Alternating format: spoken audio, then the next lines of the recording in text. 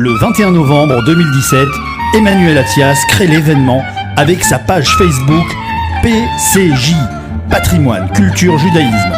Emmanuel Attias est historien et linguiste.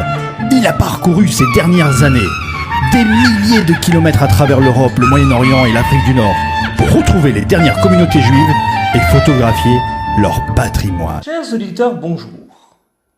À l'heure où, avec l'entrée de Maurice Genevoix au Panthéon, la France célèbre ses poilus, Patrimoine et culture du judaïsme s'est interrogé sur la participation des Juifs à la Grande Guerre. Longtemps, les Juifs furent relégués au second plan lors des guerres européennes. Interdites de porter les armes, les communautés disséminées à travers le continent subissaient les attaques de l'ennemi, sans pouvoir se défendre, encore moins prouver leur valeur.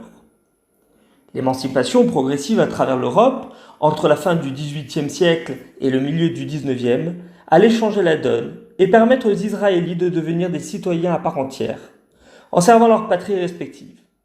Sur le champ de bataille, leur héroïsme devait révéler leur reconnaissance aux puissants et leur sens du devoir. Malgré l'affaire Dreyfus, qui a mis la confiance des Israélites français à rude épreuve, l'amour de la patrie semble chevillé au corps. L'engagement volontaire précède bien souvent l'appel au drapeau. Nissim de Camondo, le fils du célèbre collectionneur d'art à l'origine du musée parisien éponyme, devance ainsi l'appel du service militaire en 1911 et meurt abattu en combat aérien en septembre 1917 après maintes distinctions acquises au front. Avec lui, ce sont pas moins de 36 000 Israélites nationaux qui sont mobilisés, pour la plupart dans l'armée de terre et le génie. Les suspicions de trahison des Juifs d'Alsace, exilés à Paris et en province après la défaite de 1871, sont rapidement levées. À cela, plusieurs raisons. D'abord, beaucoup de Juifs alsaciens aspirent à retourner sur la terre de leurs ancêtres. Et comme leurs compatriotes, ils souhaitent prendre une revanche méritée sur l'envahisseur d'Outre-Rhin. On peut ainsi lire sous la plume du juif alsacien Sylvain Alf « Nous viendrons à bout des Vandales qui ont fait tant de mal à notre beau pays, y ont semé tant de ruines et de misère. » Le besoin de faire ses preuves est également apparent chez le lieutenant Georges Lévy, qui considère que tomber sur le champ de bataille à 22 ans serait un honneur, estimant que c'est 2 fois plus beau pour un Israélite de faire son devoir. En Algérie, 14 000 Israélites sont incorporés dans les régiments de Marche d'Afrique. Malgré leurs conditions modestes et le risque de paupérisation de leur famille, moins de 2% désertent. Hommes de troupe dans leur majorité, on les retrouve dans la Marne comme à Verdun, et même sur le front d'Orient lors de la terrible déroute française aux Dardanelles. Un grand nombre de Zouaves tombés pour la France en 14-18 figurent ainsi encore sur le monument aux morts de Constantine, juché sur un piton rocheux non loin de l'ancien cimetière israélite local. Outre cet apport de coloniaux, contraints au même traitement que les Juifs de métropole, la France peut également compter sur 8500 immigrés de fraîche date. Volontaires, ces derniers s'engagent dans la Légion étrangère en remerciement de l'accueil qu'ils ont reçu de la patrie des droits de l'homme, ou par adhésion à ses valeurs humanistes. Parmi eux, des centaines de Juifs russes, parfois venus de Belgique et de Suisse, où ils s'étaient d'abord installés. Ils côtoient au front quelques Tunisiens, venus pour défendre l'honneur d'une France qui ne les a pas encore naturalisés, mais qui les a délivrés du statut de dhimmi auquel ils étaient assujettis sous les beys ottomans. Face à eux, 100 000 Juifs allemands. Bien que remise en question un temps par le haut commandement prussien, leur loyauté est indubitable. Les Juifs qui servent le Kaiser sont fiers d'être intégrés. Et la déclaration du lieutenant d'aviation Joseph Schirndorfer résume fort bien cette attitude.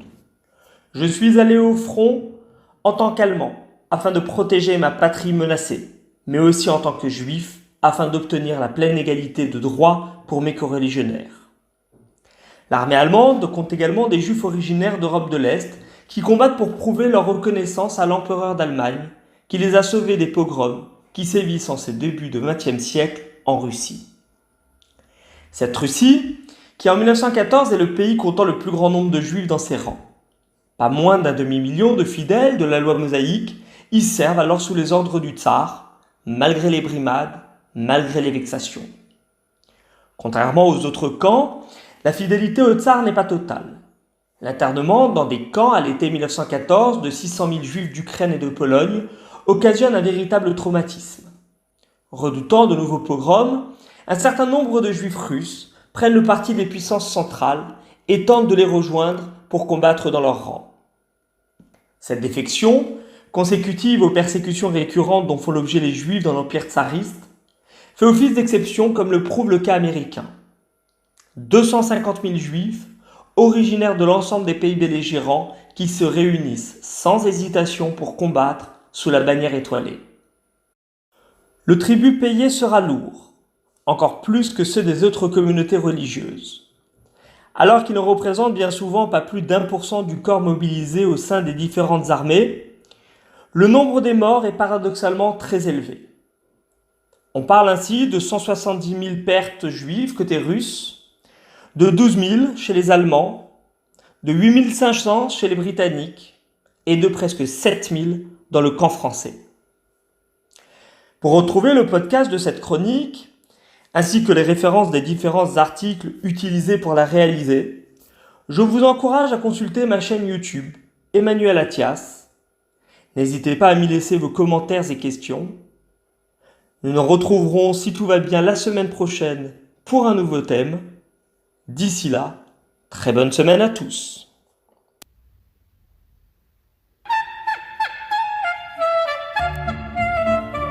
Le 21 novembre 2017, Emmanuel Athias crée l'événement avec sa page Facebook PCJ, Patrimoine, Culture, Judaïsme.